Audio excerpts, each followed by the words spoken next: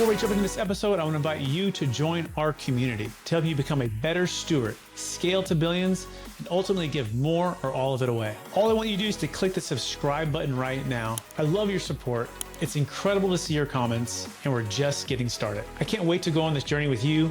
Thank you so much for subscribing. It means the world to me. Welcome to the Build to Billions podcast, where we guide successful entrepreneurs and investors on the journey from millions to billions. We believe the key to scaling and compounding your wealth starts every single day with a mindset and practice of stewardship over ownership and applying billionaire biblical principles. My name is Brett Swartz. We're on a journey with you to scale from millions to billions so we can give more, all of it away. And we're bringing on guests to help us do just that. I'm excited about our next guest. He's out of Pennsylvania, and he became curious about the prospects of investing in rental properties when someone built 16 townhomes on his newspaper route in junior high. And after obtaining his bachelor's degree in accounting, he opened an accounting practice while also pursuing other passions. And along the way, he began flipping houses. Okay. And he's done this well over 100 flips. And he's going to be talking with us, not just about some real estate stuff, but actually really about the difference between riches and wealth. And then we'll build and we'll talk about his book as well that he has. Please welcome to the show with me, Joel Miller. Joel, how are we doing? Hey, Brett. Thanks for having me. Appreciate it. I'm looking forward to this. Absolutely. So let's talk about something other than just the nitty gritty of buying and owning rental property. Yes, because most of our listeners are they know those things, right? And they've done it for many years, and they've done it in scale on large apartment complexes and big businesses and such. So, yeah, they've made their millions, and maybe now they're looking at the difference between riches and wealth. So Joel, what is the number one secret between riches and wealth, and what's the difference between the two?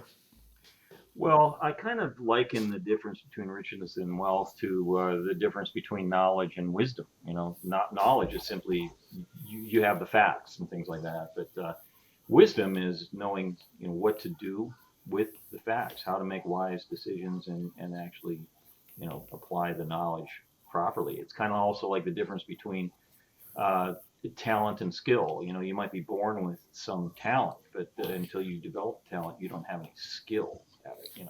So with riches and wealth, it's the difference between just having cash and knowing how to do good with the cash. That's the wealth. Oh, this is so good. I love the way you put that.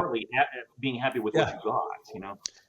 Yeah, I love the way you put that, right? So it's not just the knowledge, right? You say riches, it's the wealth is the way that you apply the knowledge and practice it with your values, with strategic, thought, with discernment, with discipline. Is that a good way to think about it when you're thinking about riches and wealth?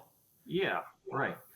Yeah, I teach landlord one-on-one classes, and I end up speaking in front of a lot of groups, and I or at least around here, I'm well known for what I'm going to tell you right now, making this statement, and that is, if I had a choice of losing all of my money and losing all my relationships, I would lose all my money in a heartbeat, because my relationships will help me get my money back.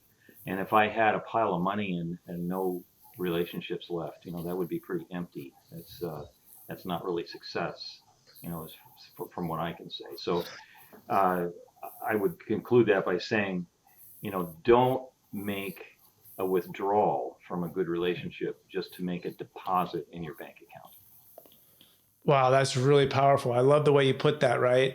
Don't make a withdrawal from your relationship just to make a deposit in your bank account. The other thing is, don't trade what's priceless for what's profitable, right? I think it's another way to think about it as well. When people have a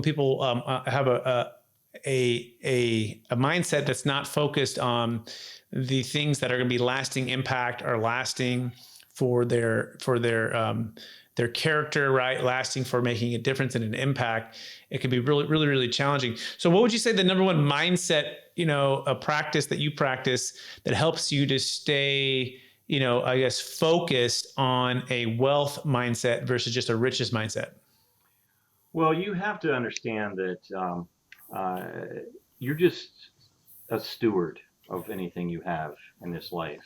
And you want to be a good steward. I believe that God entrusts people with things that make life nice because he believes that. So if you like this little short clip of the interview I just did, click over here to watch the full interview.